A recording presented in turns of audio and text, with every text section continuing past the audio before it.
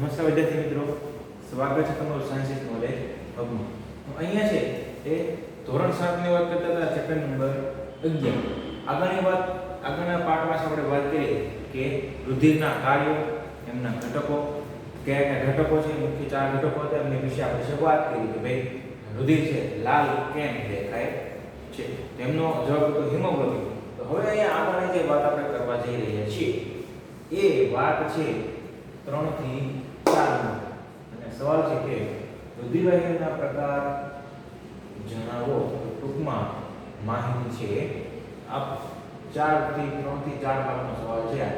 ખાસ યાદ રાખજો, આકૃતિ છે એમના પરથી જ આપણે છે આખો સવાલ છે યાદ રાખવાનો છે. કેવી રીતે? પહેલા આકૃતિ સમજી લઈએ. બંને ફેફસા છે, હૃદય છે અને શિરા અને ધમની અહીંયા આપેલી છે રુધિર કેશિકાઓ. હવે આ એક્ચ્યુઅલી શું છે? તો આ બંને ફેફસા છે, તો ફેફસામાંથી છે એ ફુસ્ફુસીય શિરાઓ નીકળે છે અને ફુસ્ફુસીય ધમની.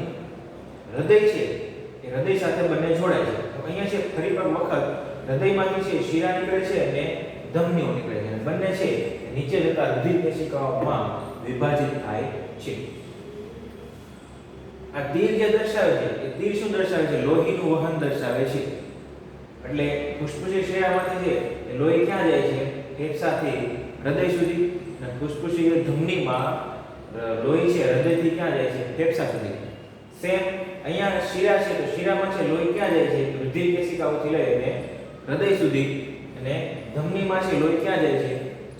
હૃદયથી લઈને રુધિર કેશિકાઓ સુધી જાય છે. અહીંયા તીર છે ખાસ યાદ રાખવાના છે. દર્શાવેલા તીર છે એ ખૂબ જ ઉપયોગી છે આપણા માટે. સવાલ છે આના પરથી લખી શકીએ. હવે આ છે આકૃતિની સમજથી કે ભાઈ આ ફેફસા હૃદય વચ્ચે જે નળીઓ છે એને કહેવાય ફુસ્ફુસીય ધમની અને ફુસ્ફુસીય શિરા.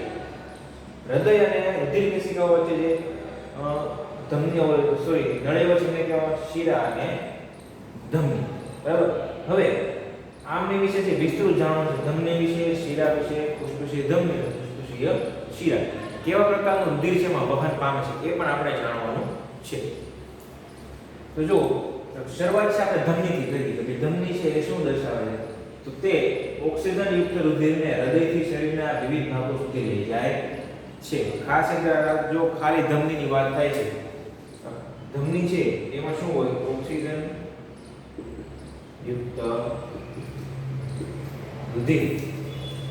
એટલે ધમની છે એ ઓક્સિજન યુક્ત રુધિરને છે હૃદયથી શરીરના વિવિધ ભાગો સુધી લઈ જાય છે. પૂરું થયું.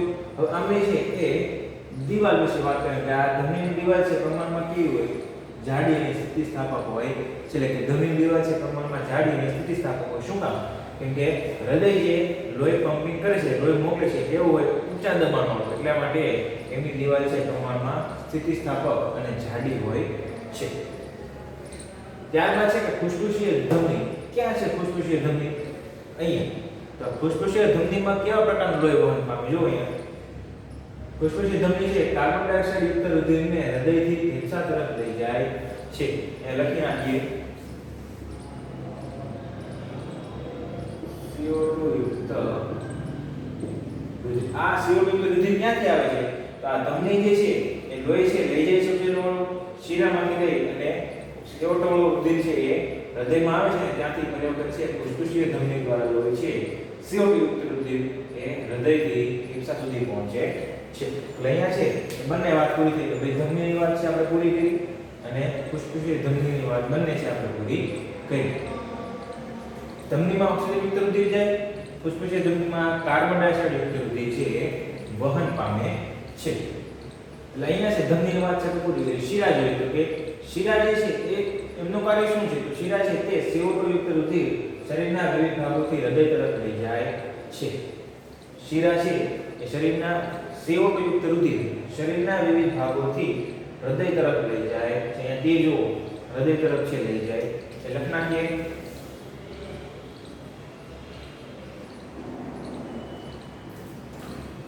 CO2 યુક્ત રુધિર. ખ્યાલ આવ્યો? એટલે અહીંયા છે તીર પર ખાસ છે ધ્યાન આપજો કે CO2 યુક્ત રુધિર છે વિવિધ ભાગોથી ક્યાં જાય છે? હૃદય તરફ છે જાય છે. હવે છે કે ફુસ્ફુસીય શિરાની વાત કરવાની છે. ફુસ્ફુસીય શિરામાં કેવો પ્રકારનું લોહી જાય છે? તો અહીંયા જો કે ફુસ્ફુસીય શિરા છે એ ઓક્સિજન યુક્ત રુધિરને ફેફસાથી હૃદય તરફ લઈ જાય છે. ઓક્સિજન યુક્ત રુધિરને ક્યાં લઈ જાય છે?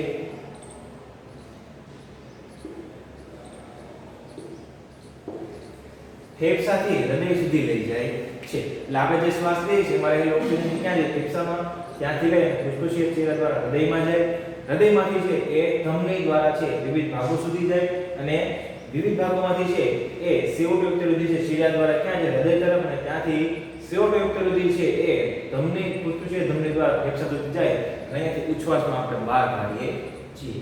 ચાલો આ પ્રકારની છે એ આખો ડાયાગ્રામ છે ફેફસાથી હૃદય, પાછો વિવિધ ભાગો સુધી રુધિર કેશિકાઓ સુધી, ત્યાંથી લઈ શિરાથી હૃદય, હૃદયથી પાછું લઈ ફેફસા સીધું બહાર. અહીંયા છે શિરાની વાત કરી કે તેમની દિવાલ છે પ્રમાણમાં કેવી હોય? પાતળી હોય. એમાં કોઈ ઊંચા દબાણવાળું લોહી હોતું નથી, તો એટલા માટે એમાં છે એ દિવાલ કેવી હોય? પ્રમાણમાં પાતળી જોવા મળે. ખાસ કરીને યાદ રાખજો કે અહીંયા છે એ ધમની અને શિરામાં તફાવત પૂછાય તો બે મુદ્દા છે લખવાના. ધમની વાળો ઓક્સિજન યુક્ત રુધિરનો વાળો લખવાનો અને દિવાલ પ્રમાણમાં જાડી, અને શિરામાં પણ એ CO2 યુક્ત રુધિરના પ્રમાણમાં પાતળી હોય. પણ શિરામાં એક વસ્તુ છે એ અલગથી છે કે શિરામાં છે એ વાલ્વ આવેલા હોય છે. ધમનીમાં કોઈ વાલ્વ આવેલા હોતા, જ્યારે શિરામાં છે એ વાલ્વ આવેલા હોય છે. આ છે યાદ રાખવાનું. ત્યારબાદની વાત છે કે રુધિર કેશિકાઓ શું છે? તો અહીંયા છે રુધિર કેશિકાઓ દર્શાવેલી છે કે ભાઈ ધમની છે એ વિવિધ ભાગોમાં છે વિભાજિત થાય, ફરી વખત જોડાય શિરા બને છે. તો અહીંયા જો કે ધમની નાની નાની વાહિકાઓમાં વિભાજિત થાય છે અને વિવિધ કોષો સુધી છે પહોંચે છે. ધમની જે છે એ આગળ જતા શું થાય?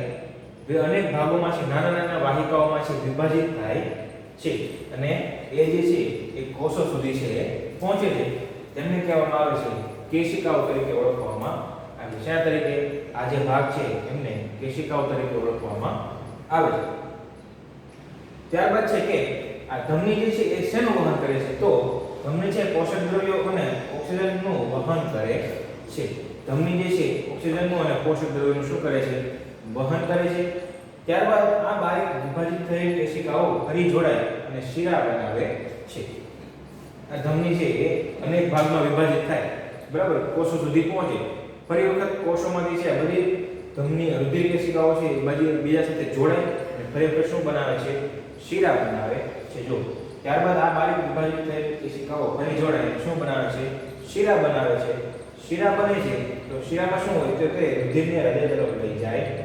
આપણે જોયું કે આમાં જે ઉત્સર્ગ દ્રવ્યો છે CO2 છે તો એ ક્યાં જાય છે? શિરા કોષોમાંથી થઈ અને શિરાઓ બને છે. શિરાઓ છે CO2 રુધિરને છે ફરી વખત હૃદય તરફ છે લઈ જાય. અહીંયા છે 3 થી 4 નંબર સવાલ છે પૂરો થાય છે. આકૃતિ ખાસ યાદ રાખજો. આકૃતિ પરથી છે આખો સવાલ છે લખી શકાય. તો પહેલા છે એ ધમની વાળું લખવાનું છે, જેની દિવાલ વિશે લખવાનું, ત્યારબાદ લખવાનું ફુસ્ફુસીય ધમની CO2 યુક્ત રુધિર. તીર પર છે ખાસ ધ્યાન આપજો. લોહી છે ક્યાંથી ક્યાં જાય તે. ત્યારબાદ શિરાની વાત કરવાની, ફુસ્ફુસીય શિરાની વાત કરવાની. રુધિર કેશિકાઓ છે એ ધમની છે બીજા સાથે આગળ જતા શું થાય? વિવિધ ભાગોમાં વિભાજિત થાય અને કોષો સુધી છે એ પોષક દ્રવ્યોને શું પહોંચાડે છે? ઓક્સિજન પહોંચાડે છે. ત્યારબાદ એ કેશિકાઓ છે બીજા સાથે જોડાય અને CO2 યુક્ત રુધિરને છે શિરા બનાવે છે. શિરા છે CO2 યુક્ત રુધિરને ક્યાં લઈ જાય છે? હૃદય તરફ લઈ જાય છે. ચાલો અહીંયા છે કે આપણો 3 થી 4 નંબર સવાલ છે પૂર્ણ થાય છે. નમસ્કાર.